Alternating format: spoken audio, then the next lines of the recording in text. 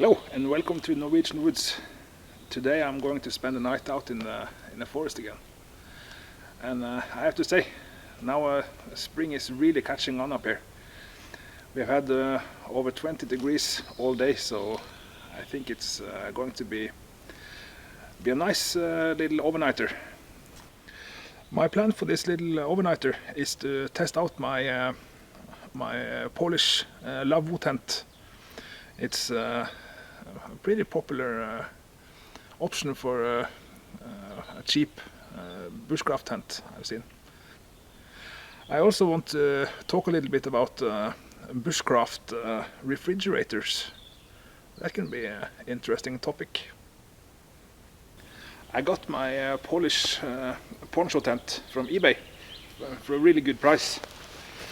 And the plan when I bought it was to modify it a little bit, to make it into more like a proper tent. But I thought maybe I should just give it a go, as it came from eBay, before I start to do any modifications on it. So what I got is two of these canvas ponchos that I've put together with these buttons. It's a really simple thing to do. It also comes with each of them comes with 3 parts of the center pole and 4 tent pegs. I see now that the tent pegs are really bent, so it's hope they work. I also brought a plastic tarp that I'm going to use as a floor inside my tent.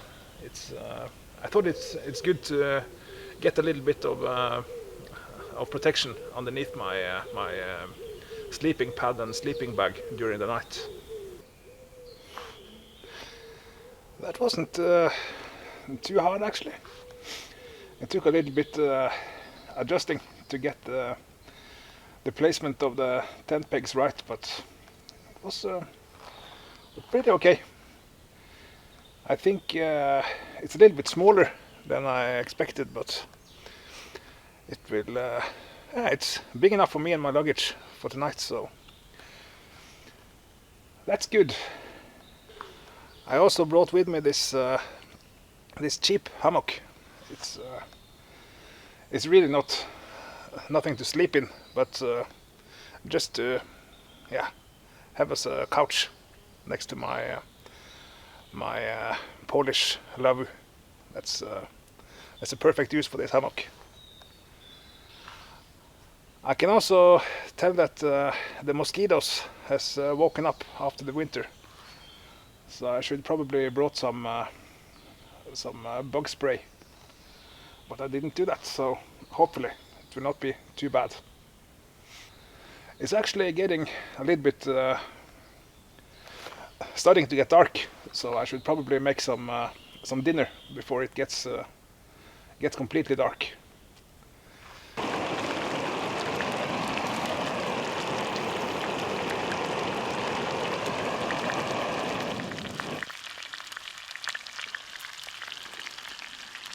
Oh yeah.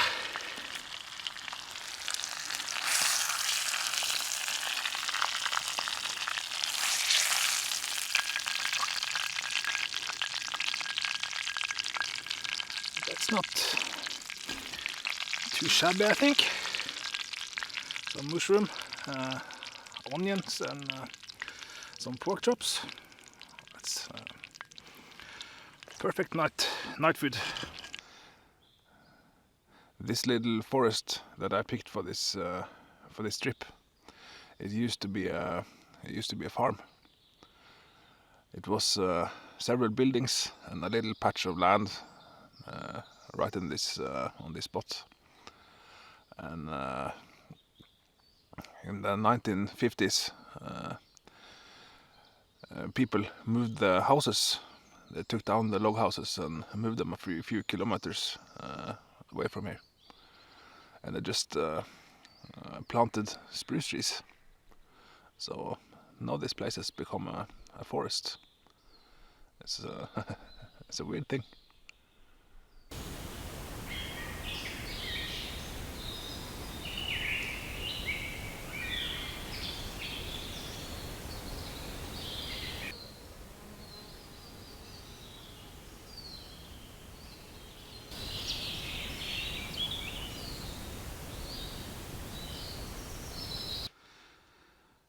So then I spent the night in the lavvu.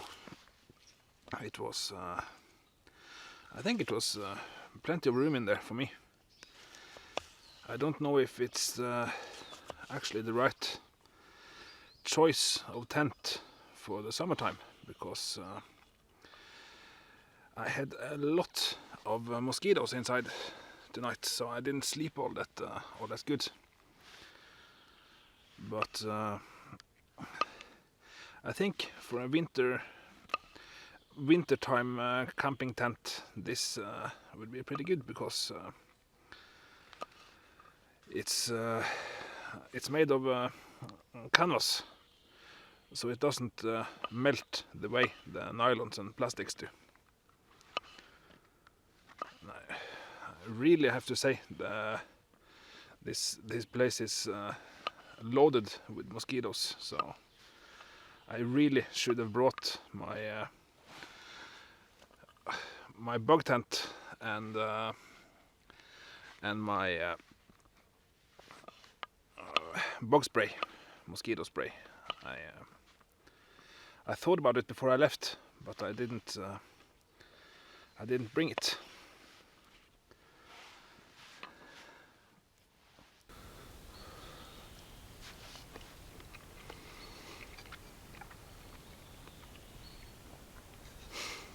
When we go out camping, we have to be a little bit careful when we bring fresh foods, because especially in the summertime, they can go off and they can start to grow a lot of bacteria, and that's not a good thing, because you can get really sick.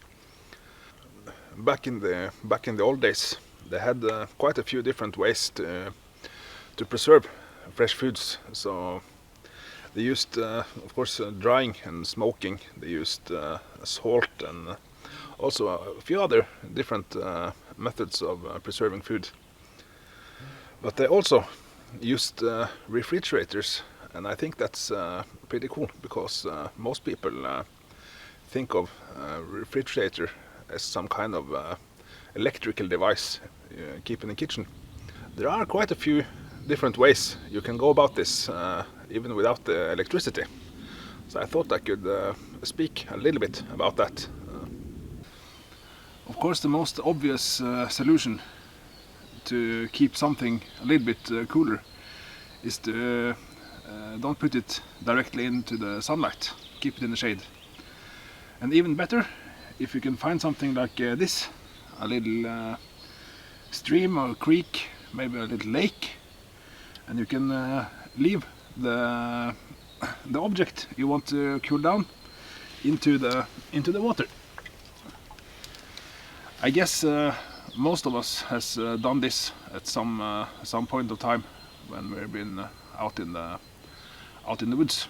It's not perfect, but it's better than nothing.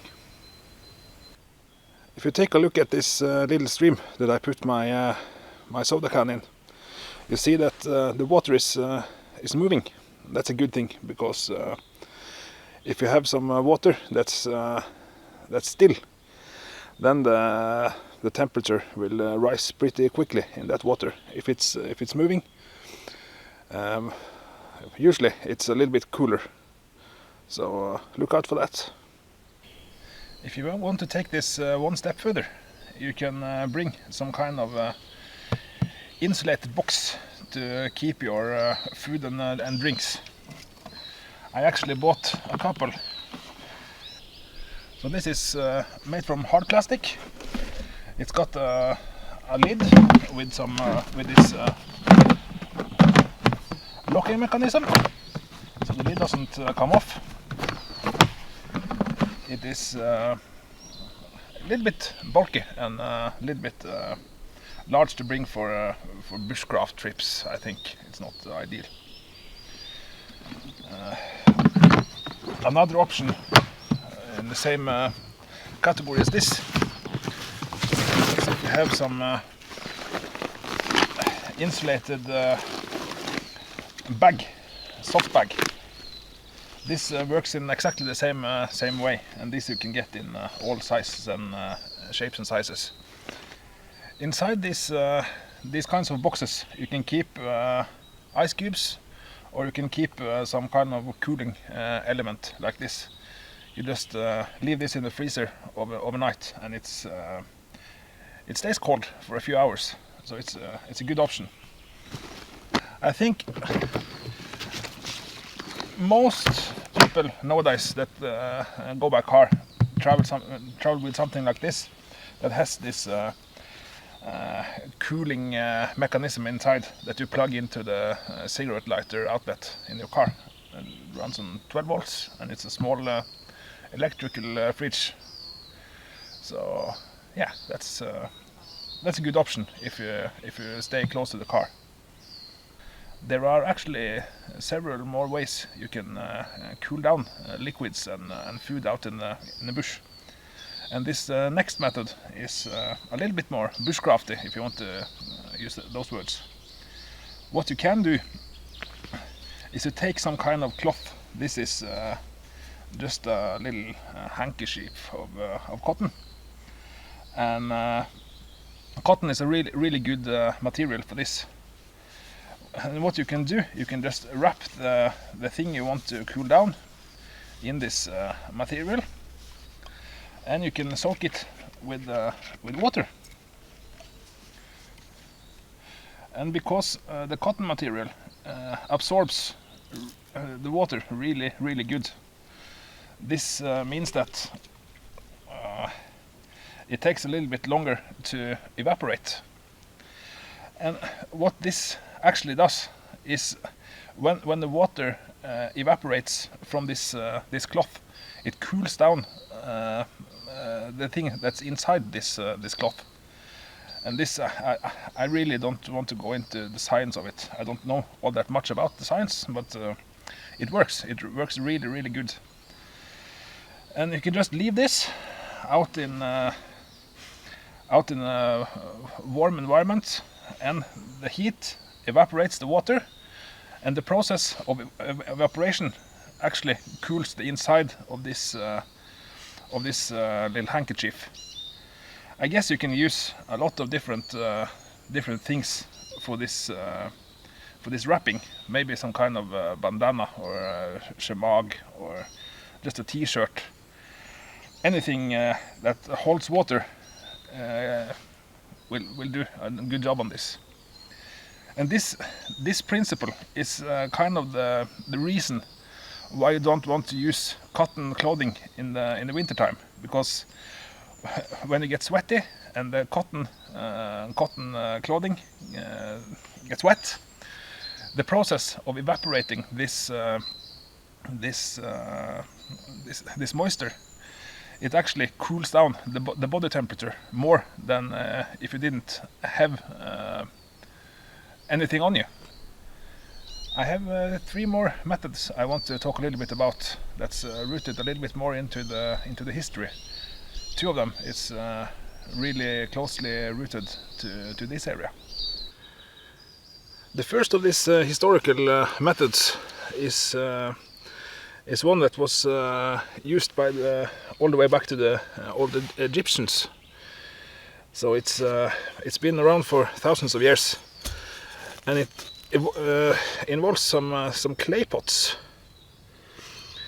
and it works on the same principle as the evaporation. And what you do this with these clay pots, you have 2 of them, one that fits inside the other. Of course, these pots are really small. Just I got them just for the demonstration. And you take some sand. This is not peanuts. It's actually sand. And yeah, I should just mention, if you want to do this to work really good, you make sure to plug up the hole in the bottom of the clay, because you don't want the water to run out. You want it to evaporate. But just for the demonstration now, I pour in some sand, and what I'm aiming for here is to get the level of sand underneath the inner pot, so that this is level with the outer one. So I need a little bit more.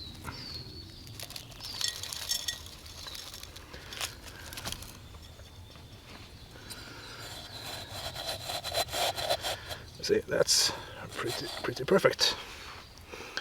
The next thing is to pour sand in the gap between the two clay pots.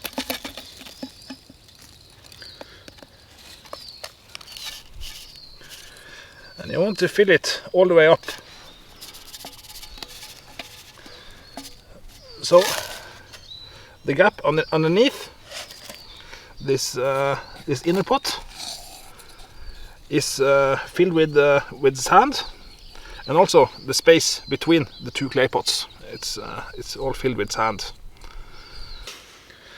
The next step you want to do with this clay pot refrigerator is to take some water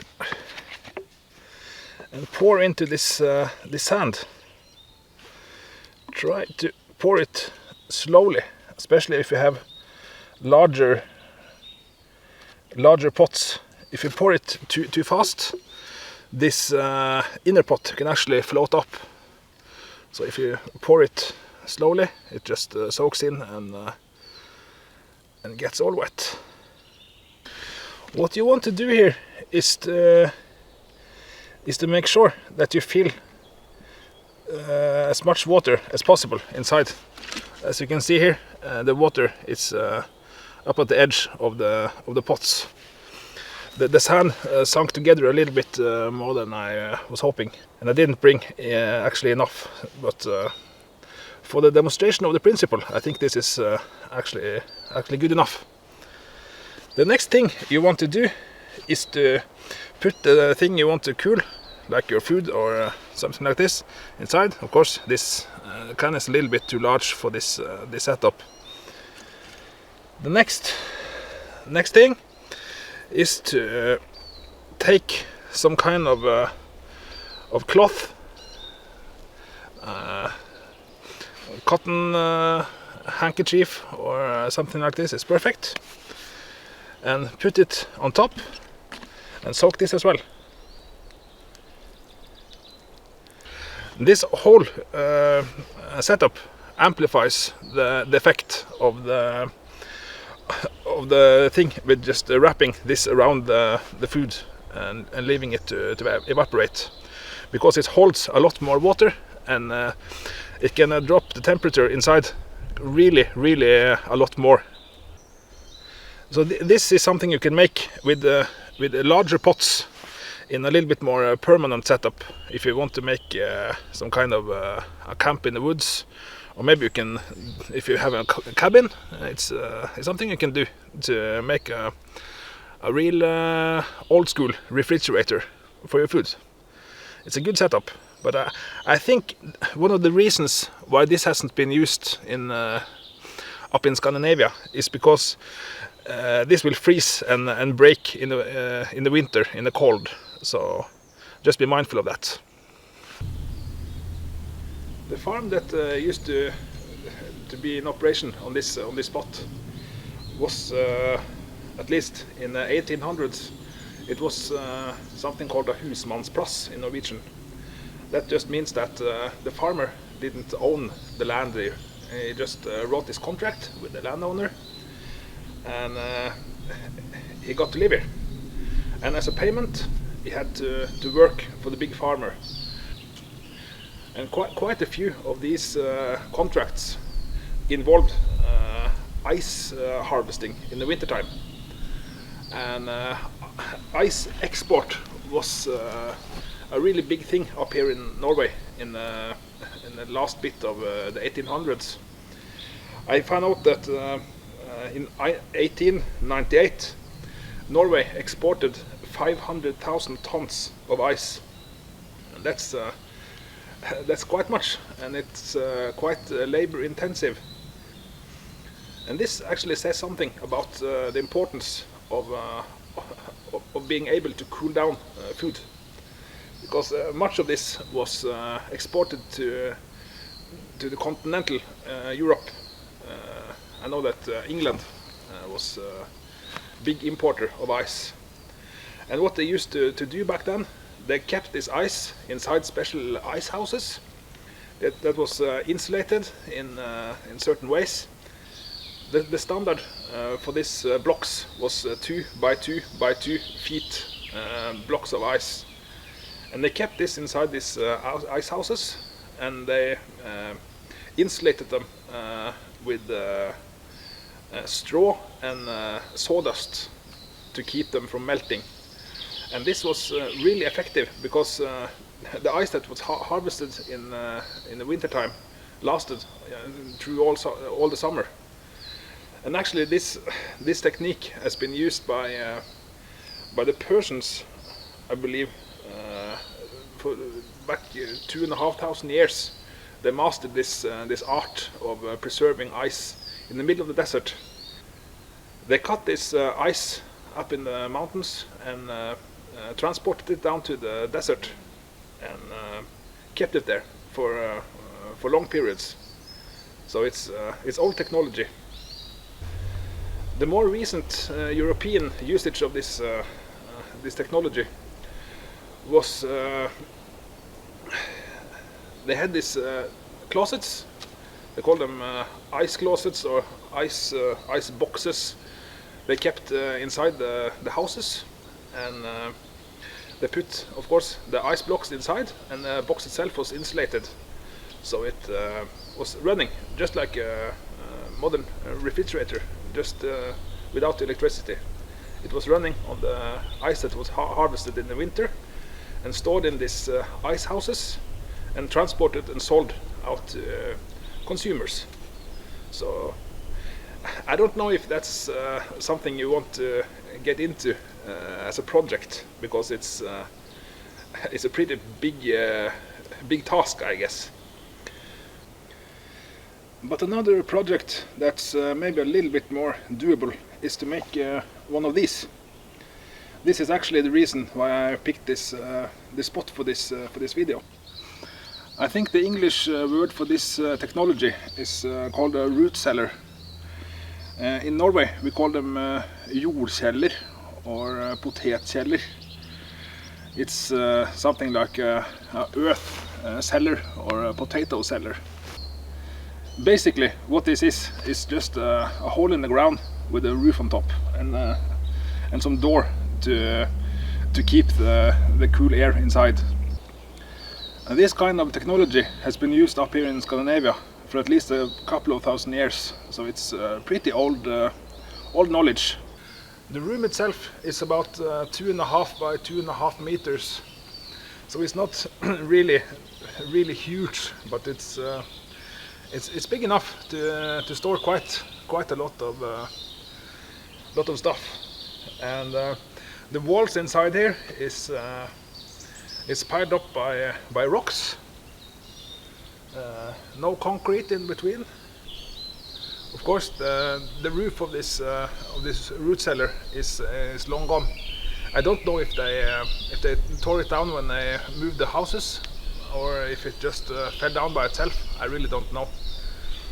But I can tell from the door that it used to be maybe another meter down below the level I'm now.